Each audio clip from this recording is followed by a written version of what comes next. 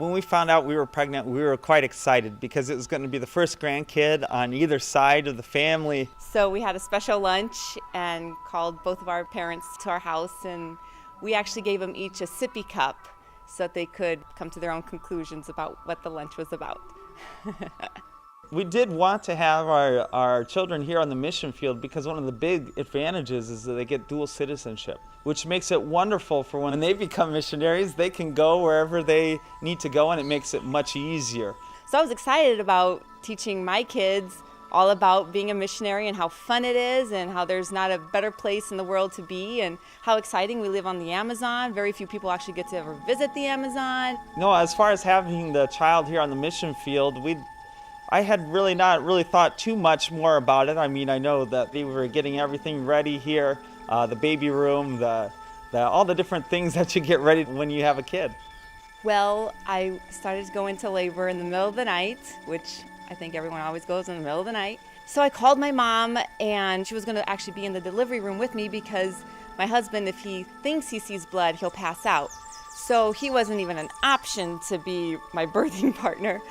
Well, we went to the hospital. I spent the night in labor, and the doctor came in and said, "Oh, Ruth, you're not dilating, so if you don't dilate by 6 a.m., we're just going to plan a C-section." Well, come 6 a.m., my mom calls Nate, calls my dad, calls my in-laws, and says, "Oh, Ruth's going to go into surgery. They're going to deliver this baby, so in a couple hours, we'll have our first granddaughter." Right before I went into surgery, we heard the heartbeat of the baby. They just wanted to check and make sure everything was fine, and everything was fine. Her heart rate was normal.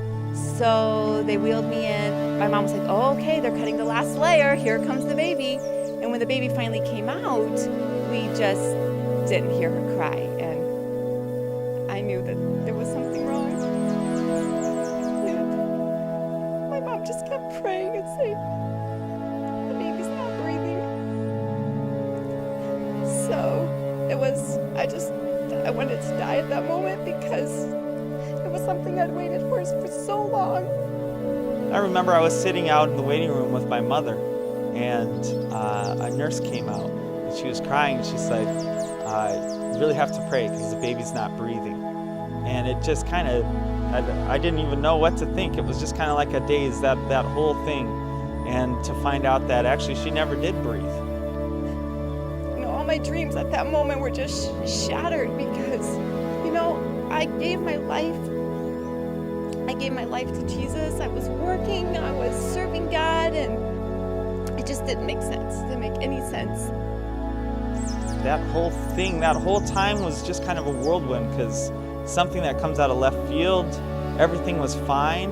You just still don't know why she never breathed, but we had a funeral that very day because that's the way they do it in Brazil, and we had named her Anna Rebecca after our mothers.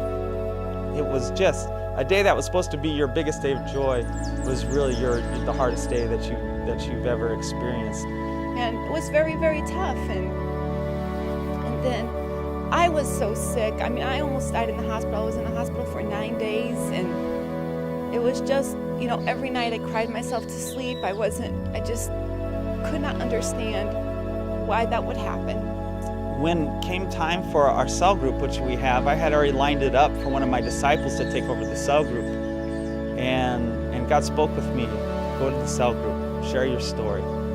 So I had lost the baby on Thursday, so Saturday he came to the cell group and he just shared his heart. I remember talking about the love of the Father, which the love of the Father says live. And there was visitors there that night. And through our pain, really, God used it to win them for the Lord. And really, some of the first people we won for the Lord in Brazil was right after we lost our daughter.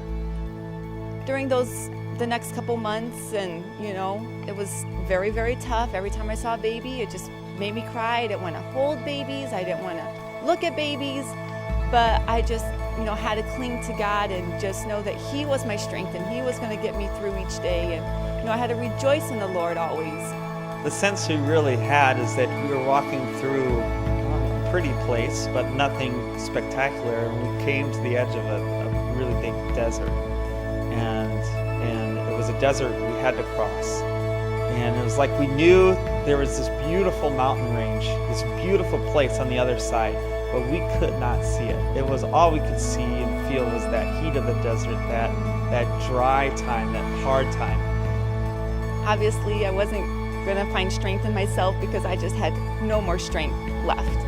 And during those days, we just really dove into the Word of God and looked at God's promises. And the Word came alive in our lives like it never has before. And something tremendous happened in ours. We went to a level of faith that we had never experienced before, and a level of joy that we had never experienced before. And now we really feel like, after all that's happened in our lives, that we've reached that beautiful mountain range and we're starting to climb it now. And we don't even know how high that mountain range is and how beautiful it will be once we get to the top. But we know it's even greater than anything that we've passed through so far. So the day that Anna Rebecca died, in my mom's yard, she had a flower that bloomed for the first time, and it came up with 2 blossoms. So in a way, the ongoing joke was, oh, Ruth, this flower gave 2 blossoms, your next kids are going to be twins. So, we just kind of all laughed about it. Well, wouldn't you know,